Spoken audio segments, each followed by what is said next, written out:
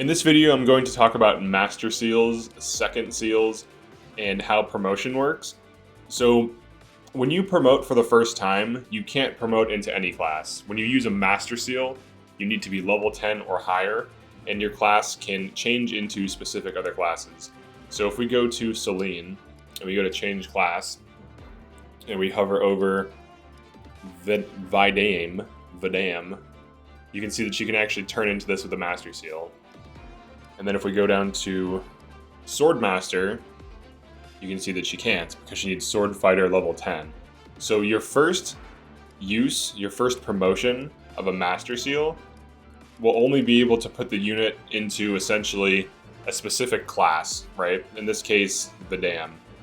And then if we go to Alfred, the same is true. So he can become Avenir, and that seems to be it. So if we go through all the different classes. So even though he's a cavalry, his base class is noble. And you can see that he does not meet the requirements to test into the other advanced classes. So the game kind of forces you to upgrade into a specific class, like up front. This is even true of Anna, who I had to use a second seal to change into a mage. She has 50% magic growth, so she makes a good magic unit. She's actually not a bad physical unit either, but I had to put her on, I believe, Berserker or Warrior. I actually had a choice though because she was an Axe Fighter. An Axe Fighter can test into either of these, which is kind of cool. But I think I had her on Warrior because she has a bow affinity.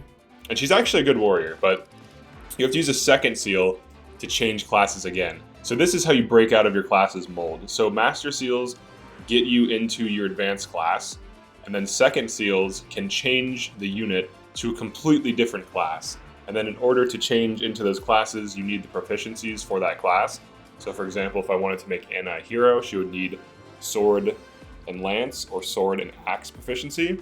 And to get those proficiencies, you have to go to emblem rings and you have to unlock specific abilities. So if you go to emblem rings and you hit right trigger, you can see when you unlock proficiencies. So in this case, you get at level 8 Marth, you get sword proficiency. And each emblem ring provides different proficiencies. So be sure to take note of that. So like magic proficiency at level 6 for Celica Bond, sword proficiency at level 9. And then Leaf. Leaf is actually really good for proficiencies.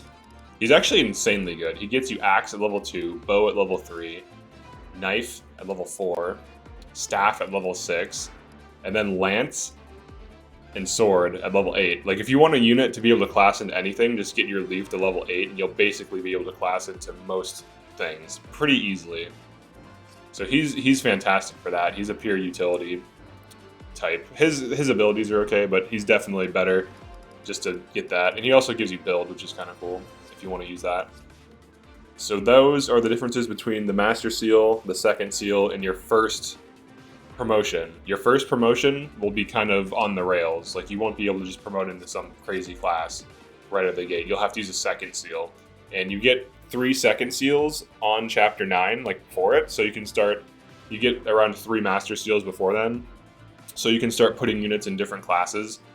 So for example, on my units, I tested Lapis into Halberdier. So I'm gonna try her out on this. Or is it Halberdier? Because it's Halberd. So she was a warrior, or I'm sorry, a hero. And I changed her class to this, just to try it out on her. This class performs a follow-up attack if there's another ally on the other side. So it might be good for getting off crazy doubles on weapons that would never double. So, you know, maybe like some silver lances or something like that that are upgraded, or some legendary weapons. So that could be a use case. And then for Anna, I second sealed her onto Sage because she has 50% magic growth. So she wants to be on some kind of magic unit. I went with Sage because I think it has 30% more magic growth. So now she has 80% magic growth, which is absolutely cracked. And she's going to become a beast. So, and then Chloe just immediately can test into Griffin Knight.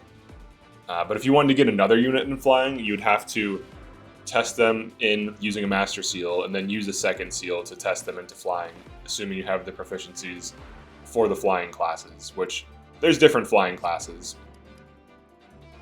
So theoretically, I could have made Lapis a Wyvern, which is good and would be good on her.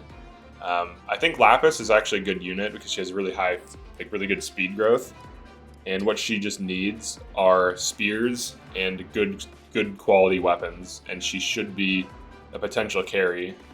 Maybe. Well, I'm testing this theory. So, but a lot of these units are quite good. Actually, like honestly, most units seem viable. I don't think very many units are bad. You can make pretty much anything viable, but it's just important to know the difference between Master Seal, Second Seal, how it works, because like I'm on my second run and I went to go test someone in using a Master Seal and it's like locked, and I was like, oh, it's locked into, you know, just like one or two things. I can't just like Master Seal for the first time out of a base class into like a flyer, for example. So it's good to know that. But that's pretty much it for this video.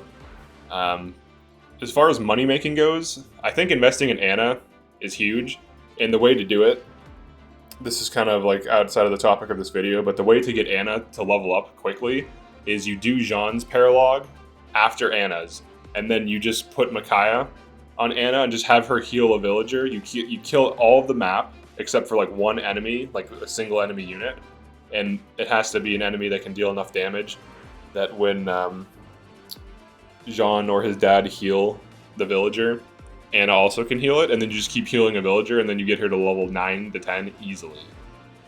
So there's a little hack for you to rapidly catch her up to speed. And she's actually a pretty solid like fighter. She has pretty good strength, and she hits pretty hard, so she's not even a liability. I actually made good use of her on chapter 8. So yeah, that's it for this one. Definitely like and subscribe if you found this useful. This might help you plan units a little bit better. Now that you know the Master Seal just pushes you into, you know, the next phase of a class. So yeah, definitely like and subscribe. Feel free to drop a comment. Like Unica is cool, and I'll see you in the next one.